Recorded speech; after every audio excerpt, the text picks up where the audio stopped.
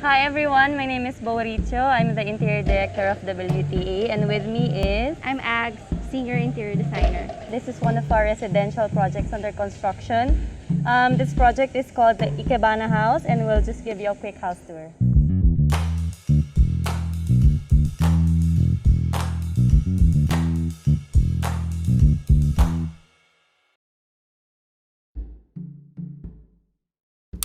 So this is our grand foyer. Upon entry, you'll be greeted by a chandelier. We'll have an artwork on the wall here. If you turn to your right, this is the access for the home office. And then on the left, this is your access for the Living room. main living room. So we have a small prayer room here, access to the upper floor. We also have an elevator because the house is 3 levels. And then this is our main living room, or the formal living room. We have sliding doors here that will lead you to the lanai dining or the patio. On your right, you'll see our future kitchen. So for the kitchens, we used Kuisen's Fog and Fall kitchen. For the dining, we're going to use a 10-seater dining table by Casabella. And then on the walls naman, it'll be clad with Mobler family cornice.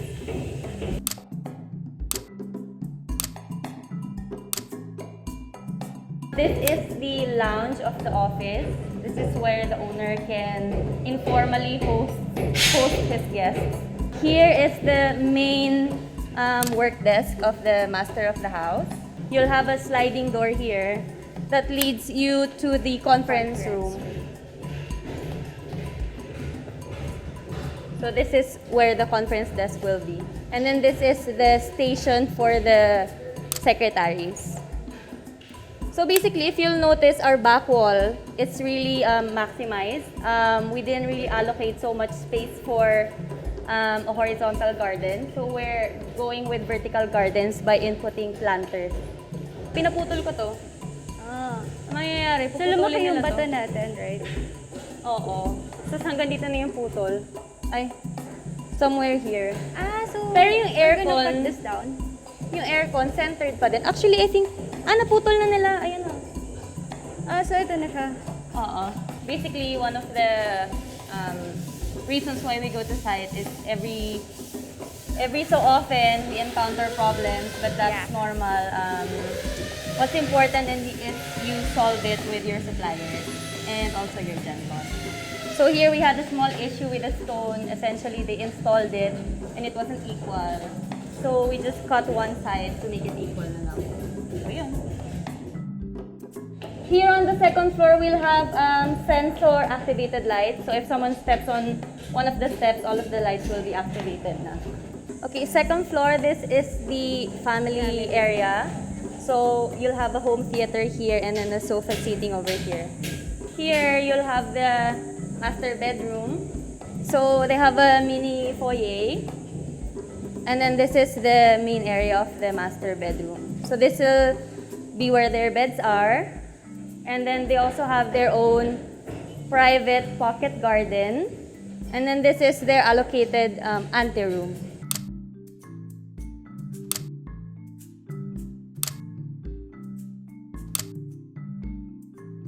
Their walk-in closet is actually quite huge. So this is our walk-in. Our walk-in will be done by Boffy and Nostrano Forma. Tapos here is our master's toilet and bath. So here is the actual water closet. In front of it will be the urinal. We actually have a full backlit onyx here on both of the walls.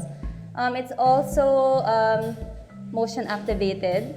So at night, when the owners would want to use the restroom, they wouldn't have to turn on any of the lights. It will be activated by them accessing this area, and then the lights will just turn on. We have a double sink counter here, and then we also have a grand shower over here. This can actually fit around, I don't know, maybe 10 people standing. Our shower is from Kuisen as well. So this is like the grand shower here. This is a rain shower. We also have a small bar kitchenette here. So basically, if the members of the house would like to just chill in their living room and would want some wine or coffee, then they could make their drinks here. And then it's also placed strategically near the gym so that when someone's exercising, the water is very nearby. So this is our home gym. The walls will be clad with mirror to make it bigger. In front of the gym, you also have a pocket garden. So basically, as I mentioned earlier, the house, we really maximize the lot size. So we kind of lost the garden space for vertical, but then we really applied it within all of the pockets of the house. That's why we call it the Ikebana House. Because there's a lot of layerings of gardens and greenscapes within the residence.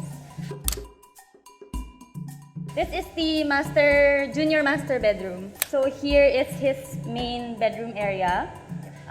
This is his access for his private balcony. And then here is his walk-in closet and toilet and bath. Toilet area is also big. He has a double sink that's face-to-face. He also has like a grand shower with a big rain shower from Khoisan. Then we also have his separate water closet area. All of our stones are natural and they are supplied by Eurasia. This is the open above area that actually overlooks to the main living room. So if you could see also in our ceiling, we also have allocations for speakers. So basically this is a smart house that also has built-in acoustics for the whole house. This house actually has around 6 bedrooms, no? Yeah, 6 Okay, bedrooms. this house has 6 bedrooms. So we took you on a tour for the masters, the junior, and then we'll only take you for a tour for one of the extra rooms. Okay, this is one of the rooms of the kids. So this is where their bedroom will be. They have a very nice view of the village. And then this is their walk-in closet. So their walk-in closet, much like all of the other walk-ins of the house, it's strategically placed right beside the open toilet and bath to make it more spacious. So we are now finishing up on the bathtub, and if you can see, we actually added a slit here that's kind of very nice so that the lighting, the natural light comes through. It also gives us a nice accent from the facade of the house. And then this is our walk-in closet. This is actually just a temporary board up.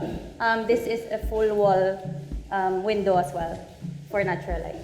So basically for the whole house, we really thought of injecting natural light throughout the whole space. Okay, going on to the 3rd floor, we actually placed, as I mentioned, natural light. We also placed a, what do you call this? Skylight. A skylight. We have a skylight in here. So we actually placed the skylight leading to the 3rd floor to give it like a very iridescent glow.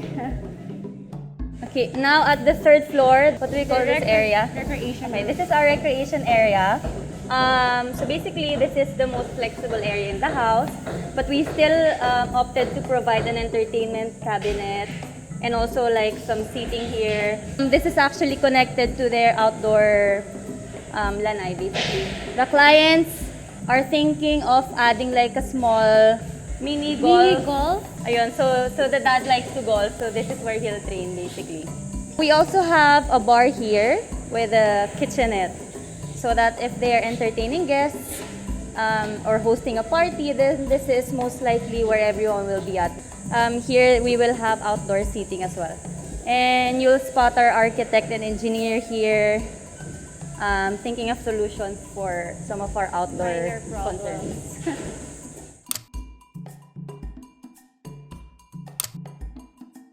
Okay, so as I mentioned before, we have actually placed a few indoor pocket gardens, or not really indoor, but it's very much connected to the indoors. This is one of the pocket gardens. This is actually placed in front of the street, which makes it our facade garden. So we intend to put a big planter here so that we could place like a giant tree here that would maximize our double volume height in this area. We also placed planters here on the edge so that we could have a nice foliage of plants draping in the facade to make it softer. So this is just one of the pocket gardens. I can tour you to some of the rest.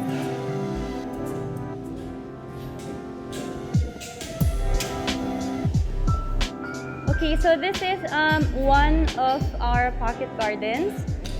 So as you can see, we split it into 2 volumes so that the higher planter would actually give the residents some privacy from their neighbors, because this is a shared pocket garden between a bedroom and then the family area. So privacy is one of the requirements. So we opted to provide one tall planter and then another smaller one so that the main owner of the house, the mom, would be able to care and tend to her plants because she's a plantita. So ayan, this is one of our pocket gardens. I'll show you one of our main pocket gardens at the ground floor. But basically, each room of the house has a pocket garden like this. So, as mentioned earlier, this is the main or formal living room. You could already see our perimeter walls very nearby, but we added hanging planters that would actually cover the walls with greeneries. This actual planter here that you can see, the small ones, that's actually hanging because we have added an offset from the wall so that our basement, the car parking, would also have natural light. So basically, right below this line, we also have planters at the basement. So if the clients would opt to plant foliage that would actually creep on the walls, then from the ground floor up until here, we would have our actual green wall here. And then I'll show you the planters on the sides pa. So we actually also have this. Around the house, you'll actually see layers of planters. Since the house is 3 levels, it really goes in line with our concept of the Ikebana. Ikebana is actually a Japanese way of arranging flowers. It has 3 layers, which is also reminiscent of our house. It has Shin, San, and Tai. Basically, Shin represents heaven, San represents man, and then Tai represents earth. So we actually apply that within the whole house. Every corner talaga, we're trying to hide the walls of the house with lush greeneries that are leveled, much like the Ikebana arrangement. Actually, another nice element here that also injects planters is this area. So this is actually a window wall, but then this portal here leads to our basement. We actually have another planter here so that plants would cascade the entry going towards the basement parking. This planter over here.